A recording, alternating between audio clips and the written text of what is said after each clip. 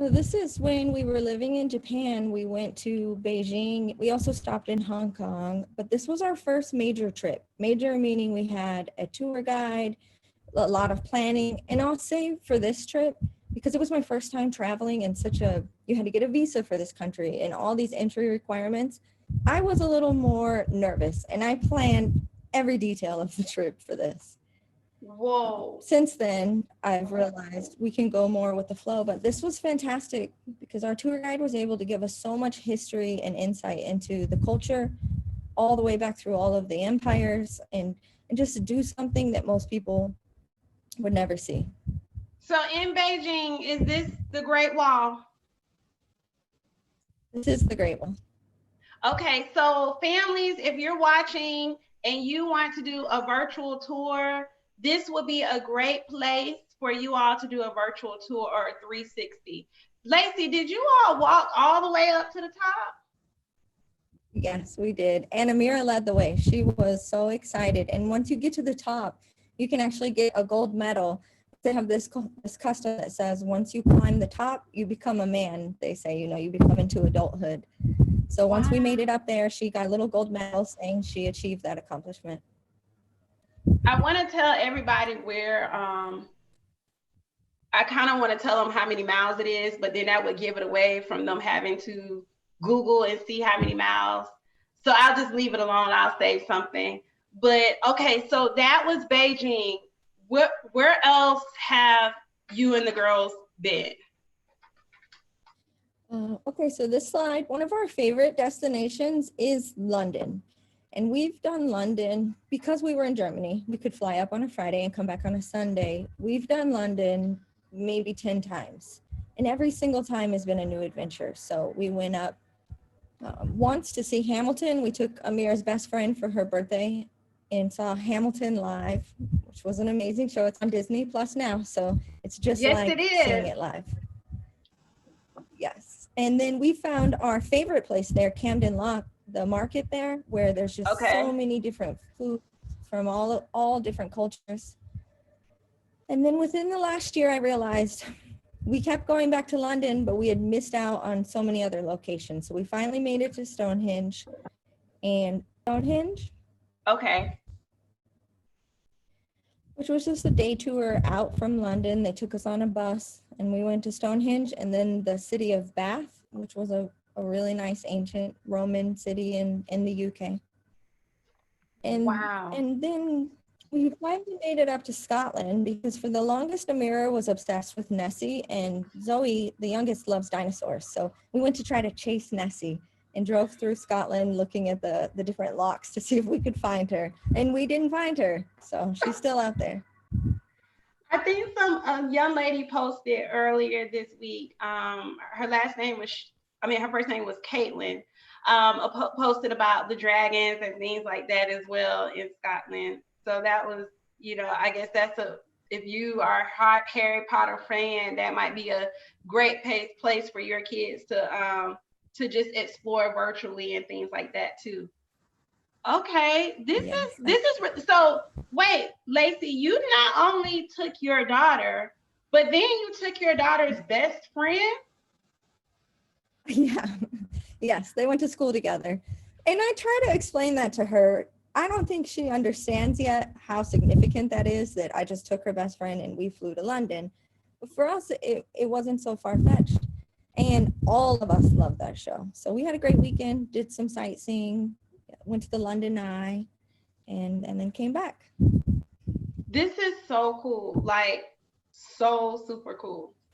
I think, and I was sharing this too, never again will I, during this pandemic, and I've been sharing this all week long. During this pandemic, I realized that we took for granted just the idea of being able to go visit other countries.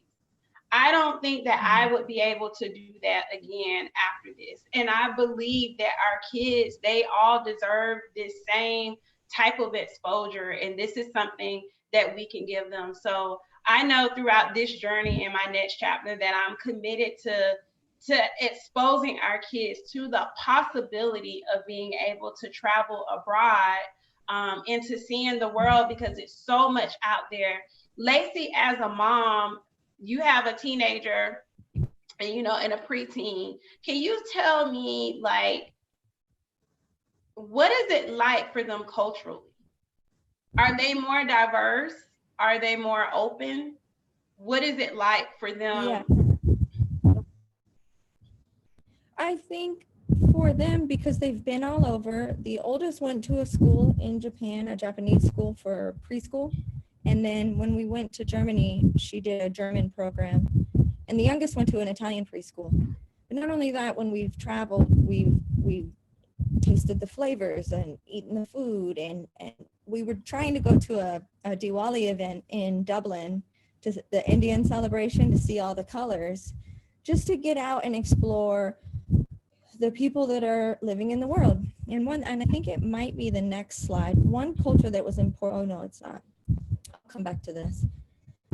It was important for me to expose them, like you said, to different cultures. And I really wanted to take them to the Middle East because I'd been multiple times, but they'd never been able to. So we were able to pick Jordan. I hadn't been and they hadn't been. And so we wanted to do this adventure where they could see the culture, the people, the country, and make their own impressions of what it was like, especially before we came back to America, and they may not have had that opportunity. Okay. And So I really don't so think did they have have an any. appreciation for the culture over there as well? What was it like? Yeah. So my daughters had been exposed to Middle Eastern culture. Amira's name is actually Arabic. It means princess. So they'd been exposed to Middle Eastern culture. When we went to London one time, we stayed in the Arab district, and the breakfast was a Mediterranean meal. But I wanted them to see the country, and it was hands down our very best trip. A lot of people were concerned that I was taking my daughters as a single mom to Jordan, of all places. And I'll tell you, it wasn't a scary trip at all. We got there, we got our visas at the airport. It was a very easy process. I probably would never drive in Jordan. So we had our driver from the hotel, which, because it was from the hotel, was not really costly. And then we were able to book tours to go to Petra. Our hotel was right on the Dead Sea, so we could just walk down to do that. Okay, so and it was such a refreshing. I'm sorry. I'm so sorry. Say that again. It was just such a refreshing experience to be, walking through the desert on a horse and just seeing the sights, and it was just very peaceful and a great trip for us. So in our minds, sometimes when we think of the Middle East, you think of oil, you think of chaos, you think of war, you think of all of these things. How do we know that we're safe? I think there's a certain amount of precaution in any country, making sure that you're aware of your surroundings. You always know where the embassy is. I always register for the STEP program. So if issues happen, for example, we were in Paris one year when they were protesting, the embassy notifies us to let us know what areas not to go in. So I take all of those steps just to be prepared. And then it's really just realizing, it's just another place to see and people. And in Jordan, they were some of the kindest people I'd ever met. Everywhere we went, they'd say, "Have you ever been to Jordan?" And I'd say, "No." "Well, welcome to Jordan." And it was just a really welcoming attitude. Everyone was so kind. Wow. Okay, and those are camels back there, and yes, and the girls were so excited to see camel. Well, I went to Egypt before. Okay. And I had a tour guide there as well, just because I wasn't sure about driving and getting around and really getting the history. Sometimes that's better for me. And so the girls were a little jealous that I got to ride camels next to the pyramids in Giza. And so they had to see camels when we went to Jordan. Wow. And I'm looking at the map here. So I do see Egypt here, which is right there if you're looking. I think this is just so phenomenal. Now, when you get ready to take the girls, is it just like, okay, we're going to get our passports, we're going to book a trip, we're going to go? Or is it that, I mean, what do you do to prepare them for this cultural experience? Oh, that's a great question.